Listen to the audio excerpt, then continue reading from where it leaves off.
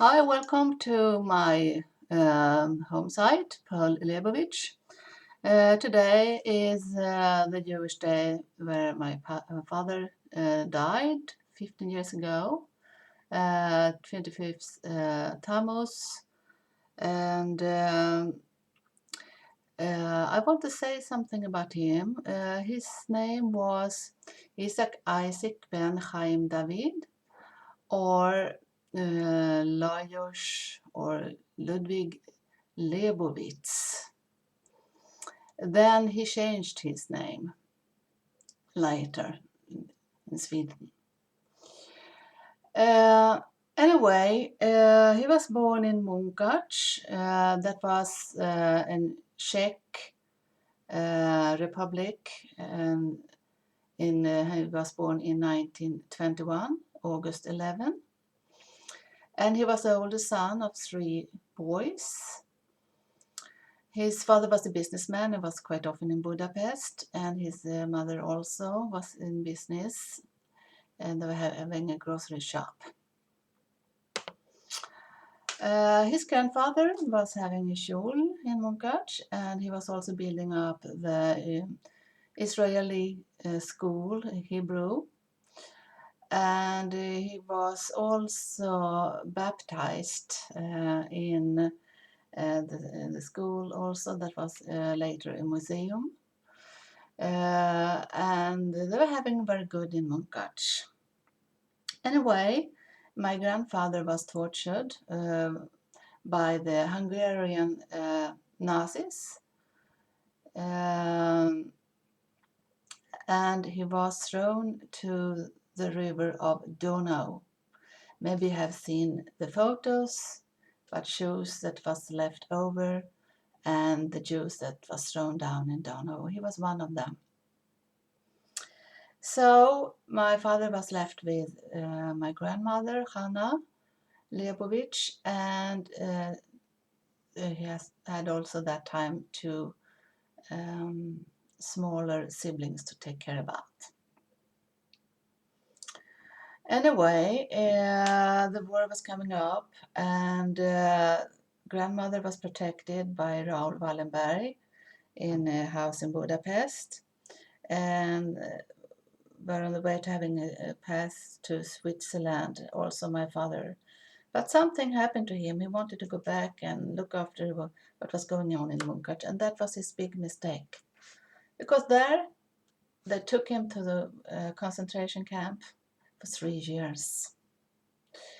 He was very much in Bergen-Belsen, and I'm writing about that in my book that is in Swedish now, Varför hände det mig? Later on, maybe the title will be in English, Why Me? He was very sick after and came to something called DP camp for displaced persons, and I'm writing about that also. He was having typhoid and problems with the lungs. So he was there, and my grandmother was coming through and looked to him, but she was having planned to immigrate to the US, to America. She was having possibility to go there and marry another Jewish man. The plan was that my father should come after, but it was very hard to come to the States, so he couldn't. He was waiting until he was getting more healthy. Anyway, it was an opportunity for him to come to Sweden, and he was doing that. Meanwhile, he was waiting to recovering, and he was living in Gothenburg and was coming out as a photographer, making portraits, and he was quite good in that. From there, he was searching out for having a wife from Munkach, and he found my mother, that was born 1929. Her name was Malka Stan. We talk about her later on when that is her day. Anyway, they flew from there because my mother was married that time with a Swedish man. That was necessary, and otherwise she shouldn't be a Swedish citizen. So they were flying away, taking a train over to from Gothenburg to Stockholm. And about 1 year later, I was born in 1957. Coming to Stockholm was not that easy, and they were coming to the Jewish community and asked for having a room for them to be. And after quite much job, they were having a room in the Jewish house at Klippgatan. But the Jewish counselor was not that happy, and she really wanted to separate my mother from my father, wanted my father to split and being single, and my mother should be single with me. I heard also that time from 1945 until that time, in early 50s, it was a struggle for the Jews coming from the concentration camp to Sweden. They were sent back to the places they came from. It was very harsh for them, and it was also very harsh to integrate with the Swedish Jews that didn't want to have anything to do with them. And learning Swedish was also not that easy. Anyway, my father was very talented in languages. He learned Swedish quite easy because he already know fluent German, Czech, Hungary, and other languages, Russian and other languages. In Stockholm, he tried to have a similar job as a photographer, but that was hard. And he was hired by a man that was having a photo shop in the house where the concert hall is in Stockholm, the Blue House there.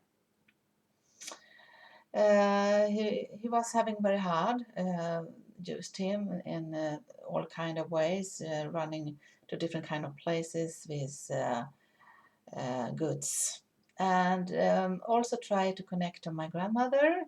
That time she couldn't come over and sing us even in Sweden.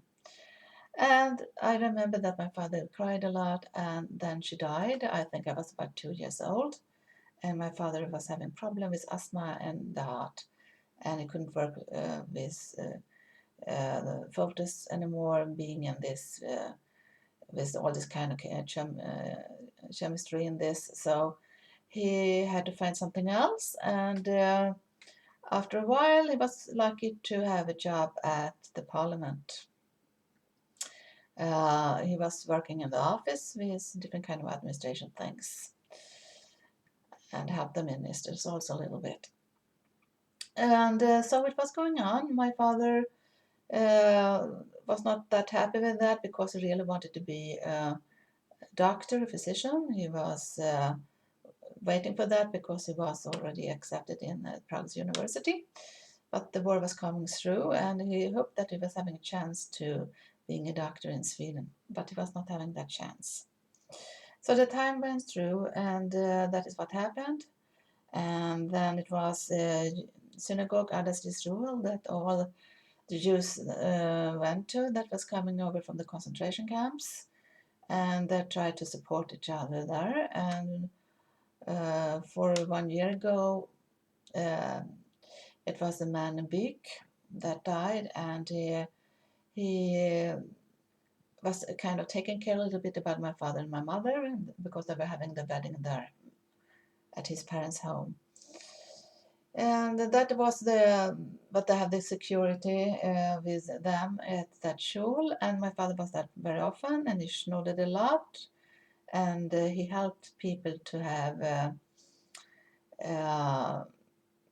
with writing to Germany and other places about the concentration camp to have money from what happened.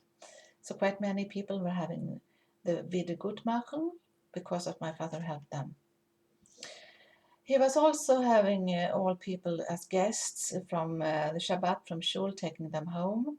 So my mother and me and my little sister was cooking a lot of food, and we're having always guests. My father also was very interested in history, but what happened with the antisemiitism and from the source, and read a lot of books about what's going on in Sweden and Germany, and found out that it was a collaboration between the Swedish Nazis and the German Nazis. They printed a lot of stuff here, And a lot of books he was giving to his friend Dov Dinur, that was researching exactly in antisemiitism and how it was from Sweden to Germany. And he was in the historic institution in Jerusalem and was researching in this. And we lost contact with him. We don't know what was going on with that research, but I know when I was pregnant with my son, I was also going out and asked survivors what happened on the concentration camp, that he was having the tapes. Well, my father also played violin and he loved music, classical music, and liked to talk a lot about politics and read a lot of books. He was very interested in arts, all kind of forms of arts, fine arts, and we were often at auction houses and bought a lot of arts. So that I remember from I grew up. Also in museums and different kind of exhibitions. He was also trying to repairing arts that was not that good, and try to help people around to have their things in the best way. He was not dedicated in that, but that was a kind of hobby that he was doing also when he was retired. My father was getting blind the last years, and he was very proud. He didn't want people to know that, but that is the way it was. And my mother was going before him, and he was coming after, and holding the hands and pretended like everything was like normal. That is the way it was, and well, I want you to know that about him. Okay, bye for now.